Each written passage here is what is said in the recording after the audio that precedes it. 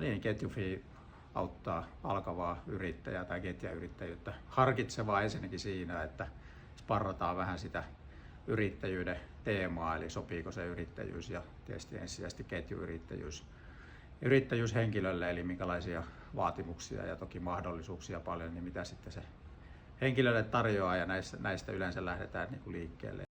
Oikeastaan tämän jälkeen pohditaan ja analysoidaan sitä henkilön taustaa liittyen siihen ketjuun tai niitä ketjuja, mihin henkilö sitten yrittäjyyttä tavoittelee ja haaveilee, niin miten sen ketjun yrittäjäprofiili sitten osuu ja mätsää siihen henkilön taustaan ja taustatekijöihin. Eli monesti ketjuilla on määriteltynä esimerkiksi koulutuksellisia tai voi olla koulutuksellisia edellytyksiä ja toimialakokemukseen liittyviä elementtejä, jotka sitten toimialalta täytyy olla olemassa. Voi olla esihenkilökokemuksen vaatimusta, voi olla, tai monella ketjulla onkin sitten taloudellisia edellytyksiä, mitä henkilöltä vaaditaan, ja vähän ketjusta riippuen ne on tietysti eri suuruisia.